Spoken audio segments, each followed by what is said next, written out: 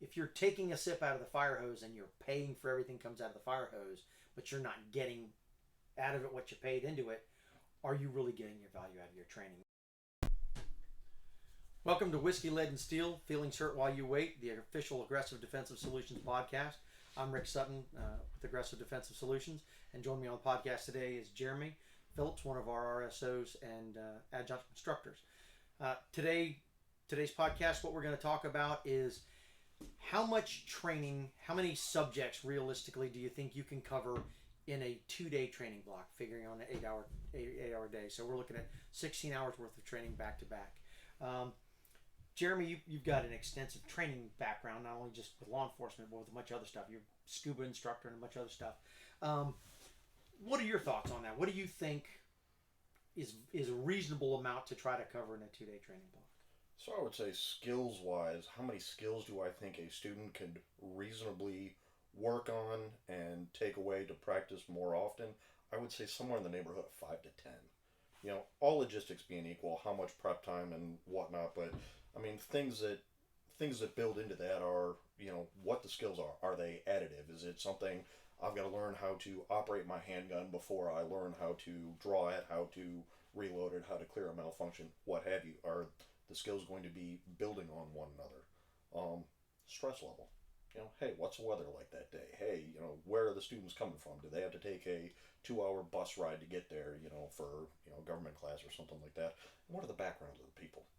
You know, are most of them somewhat accomplished or whatnot, or do you have all walks of life, some who have done this 20 times, some who have done this none, walking into it?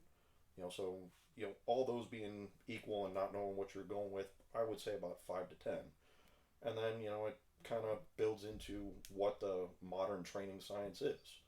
You know, you got to do the coursework, you know, instructor demonstrates it, you know, you take time for questions or whatnot, you know, understanding your class sizes being, you know, somewhat reasonable student to instructor ratio, you know, taking time to work through issues, you know, anything gear based, scuba, sailing, firearms, cars, whatever.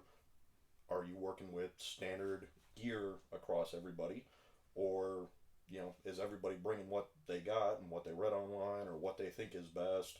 You know, do they actually have a pistol belt, or are they just running the Levi's special from, you know, Big Lots or whatever? You know, so what are you fighting through there? And then, you know, things like, hey, how often do people need to take breaks? How often do you need to drink water? You know, take lunch in the middle of the day, not be out there till 2000 at night. Yeah. Things like that. So, you know, with all that being equal, somewhere in the neighborhood of 5 to 10, I think, is the answer. Yeah, that's based on my experience, and primarily we're talking about firearms related stuff because that's the community we run in for the most part. I look at that from the same way as when I'm laying out classes, and why this is important is if you're paying for training and you're not retaining the information that you went to get.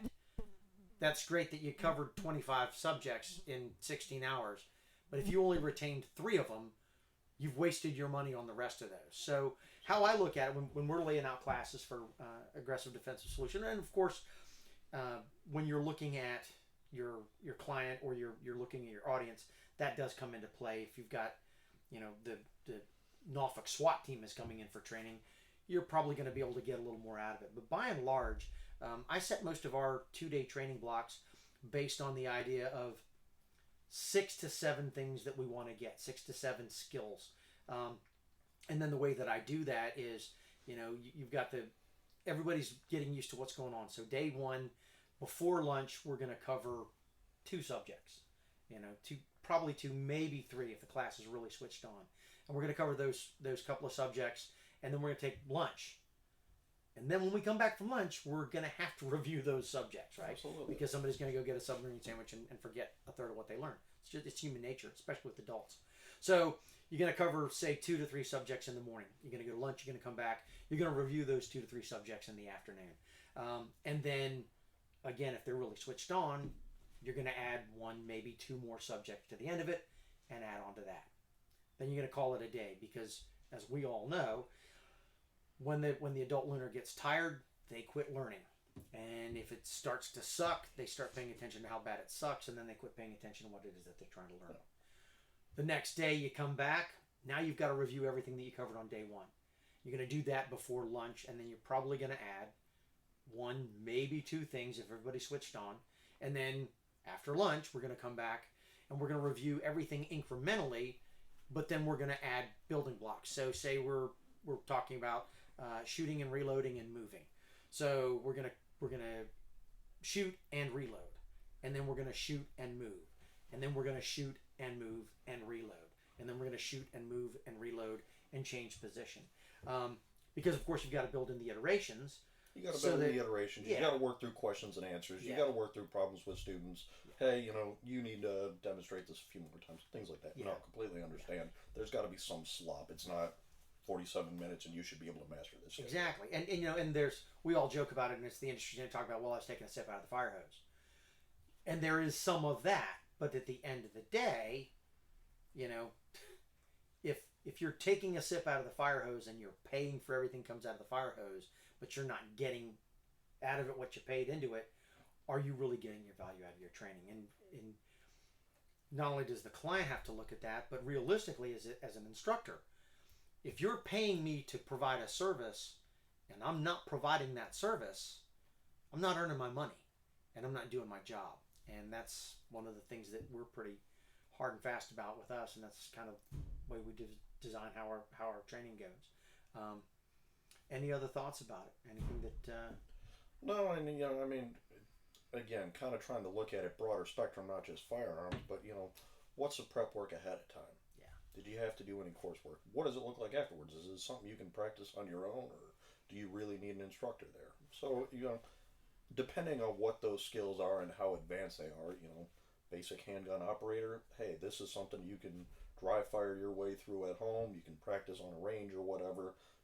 If you start getting to the more immediate and advanced stuff, advanced if you want to call it that, that's kind of subjective depending on who your instructor base Without is. a doubt. Yeah, absolutely. From then on, I think your skills get less and less, and your repetitive and your integration with other persons or other skills you learned.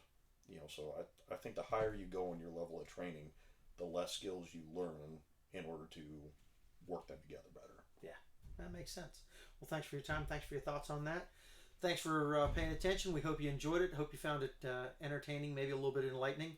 And if your feelings didn't get hurt, I apologize. We'll make it happen next time. I'm Rick Sutton. Thanks a bunch. If you're paying me to provide a service and I'm not providing that service, I'm not earning my money and I'm not doing my job. And that's one of the things that we're pretty hard and fast about with us, and that's